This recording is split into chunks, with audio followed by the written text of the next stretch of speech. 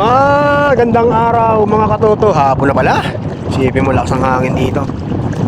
Kung sa bagay, mga alas 3 na po nagkaroon ng malakas na amihan. Kanina pa po kami dito mga 8 o'clock sa laot. Nag-aayos po tayo ng long line mga katoto. Madapit hapon na po at palubog na po yung ating haring araw. Yun o. Ano ba? Taas. Natin makita, di ba? Maulap, hindi makita, di masilayan yung araw mga katoto. Pero nandito po rin po tayo sa laot ng oras. Kasi nga inaayos po natin long line natin. Marami rin po tayong linyada, ang problema sa ilalim, kaya tayo ng mga container. Kahit na place, ha? Kasi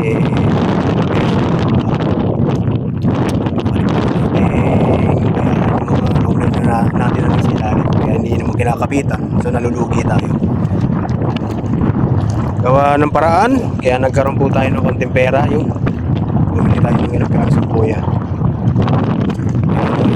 Tayo ngayon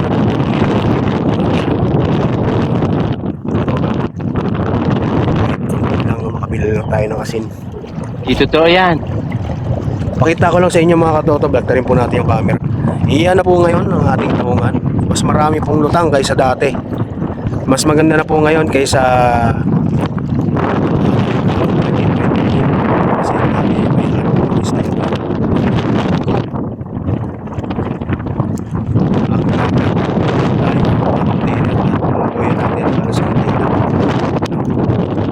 ayan o, ito yung kinakabit natin bago.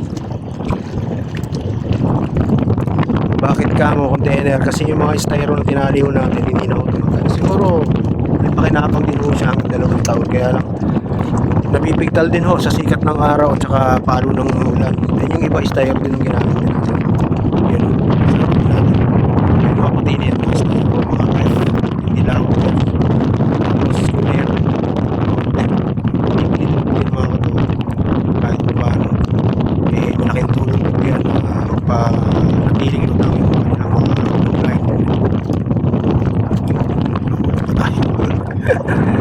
Yan. Yun ang ating kubo.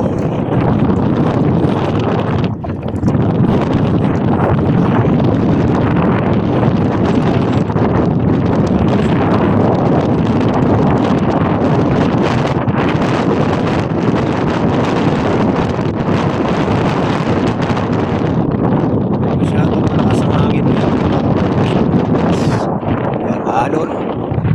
Masarap po mag-muni-muni dito sa dagat.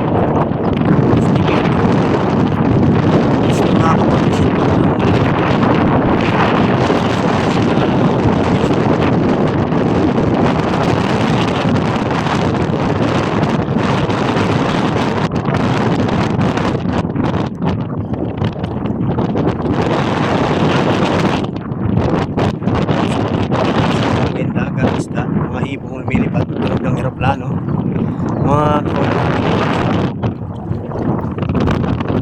ito po si Pipe, oh.